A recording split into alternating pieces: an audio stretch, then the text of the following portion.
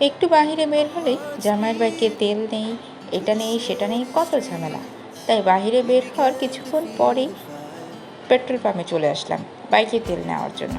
আসসালামু আলাইকুম, আপনারা সবাই কেমন আছেন? আশা করছি সবাই ভালো আছেন। আলহামদুলিল্লাহ, আমরাও ভালো আছি। সেদিন অনেক গরম ছিল আর তেল নেওয়ার জন্য বাইকের অনেক লাইন ছিল। তাই আমি বাইক থেকে নেমে পাশে দাঁড়িয়েছিলাম। দাঁড়িয়ে এই পাশ ওর পাশ ভিডিও করছিলাম। কী আর করব বলুন। বেশি দূর না যেতে যেতেই এই তো জ্যামে আবার পড়ে গেলাম। দেখুন, নিউ মার্কেটে যাওয়ার সময় আর কিছু থাকার না থাকুক, আপনার জ্যামে কিন্তু পড়তেই হবে। ঢাকা কলেজের পাশেই জ্যামে অনেকক্ষণ দাঁড়িয়েছিলাম।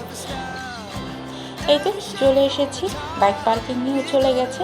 আমি দাঁড়িয়েছিলাম আর আশেপাশে ভিডিও করছিলাম। দেখুন, নিউ মার্কেটের সামনে গাউসিয়া অনেক মার্কেট আছে, আর সাথে ফুটপাতের এই দোকানগুলো তো আছে, আপনারা সবাই তো অবগত। আমি চলে গিয়েছিলাম বেলাল এন্টারপ্রাইজে। এখানে আপনি সব পাবেন, kurti, three piece, bag, sari, এমন কিছু নেই ওদের এখানে নেই। বেলাল এন্টারপ্রাইজে প্রায় সারা বছরই মেলা লেগেই থাকে। ওদের এখানে মেলায় অন ডিসকাউন্টে অনেক প্রোডাক্টই পাওয়া যায়। জামাগুলো ভালোই ছিল, আমি কয়েকটা জামা নিয়েছিলাম। দেখুন এই শাড়িগুলো, এই সুতি শাড়ি, টাঙ্গাইল শাড়ি, সব শাড়ি মোটামুটি আছে, ভালোই শাড়িগুলো। আর এটা ওদের মেলা ডিসপ্লে, ভিতরে ওদের শোরুম আছে। ঢাকায় ওদের কয়েকটা শাখা আছে, ওদের নিজস্ব কারখানাও আছে। প্রোডাক্টগুলো মোটামুটি ভালোই। এখানে গিয়ে এই মামার সাথে দেখা হয়ে গিয়েছিল।